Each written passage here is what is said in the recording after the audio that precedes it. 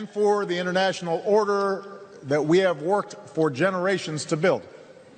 Ordinary men and women are too small-minded to govern their own affairs. That order and progress can only come when individuals surrender their rights to an all-powerful sovereign.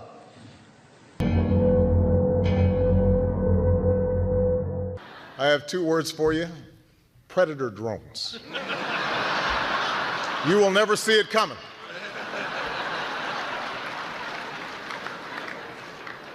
You think I'm joking?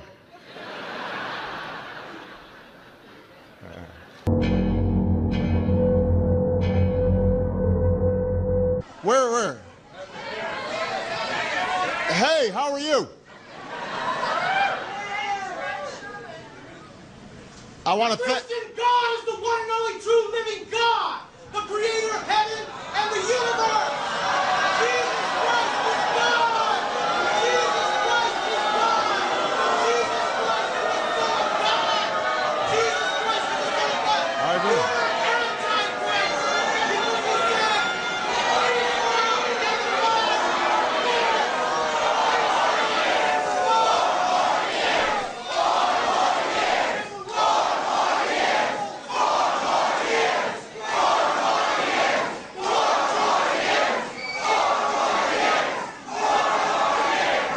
Is that his jacket? Is that his jacket?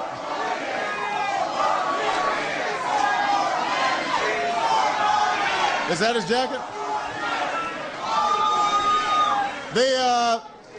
First of all,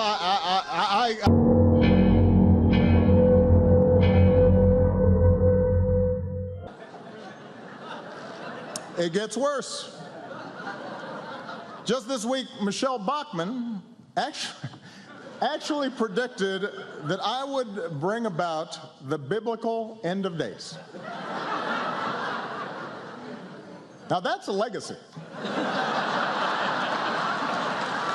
That's big. I mean, Lincoln, Washington, they didn't do that.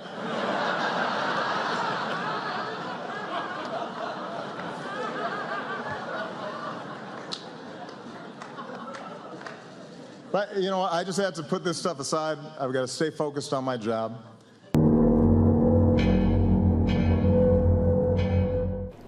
Now, when it comes to this speech and how everyone has pointed out the fact that there seems to be devil horns or Baphomet horns around Obama's head, that is true and it's not. Many people put out videos immediately after saying that it's from the speech. Now, so some people are confused on this. It's not from the speech, the original speech. As you see here, this is the speech and there's no horns. And so the confusion is the horned image came from mainstream corporate media outlets. Specifically, I believe the first one to do so was the New York Times. So what they did was use this image here, okay, as their thumbnail for the video, which features basically an exact replica of Baphomet. So of course people are going to call this out. Now before we get into comparing that, let's just continue this. Why would the New York Times use this image as the thumbnail? Because after the New York Times put this out, every other outlet followed. Guardian, same thing. Thumbnail is the horned devil, the horned Obama Baphomet right here. Okay, Business Insider, same thing. All of the mainstream media outlets followed suit and used this image. Why are all of the media outlets using this image? Let me explain something, guys, okay? The mainstream media, the corporate media, is not going to run this image without realizing what it looks like right here. Do you really think that's possible? Think about this for a second, people. Every detail is approved before putting something like this out and before choosing this picture. The process of choosing an image like this to represent a huge speech like this, a historic speech like this, the process, every detail is approved and looked at. You really think they're gonna let this slide if it was not intentional? Come on, guys. Of course not. This is absolutely intentional 100%. So they know what it looks like. And that's the reason they use this image instead of the thumbnail image for the actual original video. Why are you not going to use the thumbnail for the original background, for the original video? It makes absolutely no sense. Why? Well, because they want to do this. They want to portray Obama as a Satan. Because that's what he is. He's a freaking demon. He's an evil bastard. And he's a puppet of this satanic cabal that runs this planet. We can't erase every trace of evil from the world, and small groups of killers have the capacity to do great harm.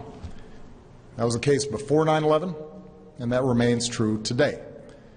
And that's why we must remain vigilant as threats emerge. At this moment, the greatest threats come from the Middle East and North Africa, where radical groups exploit grievances for their own gain. And one of those groups is ISIL, which calls itself the Islamic State. In a region that has known so much bloodshed, these terrorists are unique in their brutality. They execute captured prisoners. They kill children. They enslave, rape, and force women into marriage. They threatened a religious minority with genocide. And in acts of barbarism, they took the lives of 2 American journalists, Jim Foley and Steven Sotloff. American power can make a decisive difference, but we cannot do for Iraqis what they must do for themselves. Nor can we take the place of Arab partners in securing their region.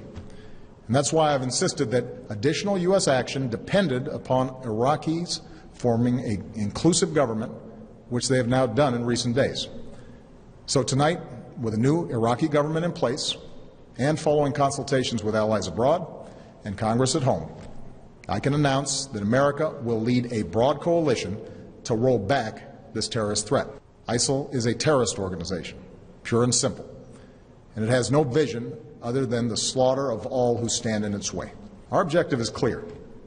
We will degrade and ultimately destroy ISIL through a comprehensive and sustained counterterrorism strategy.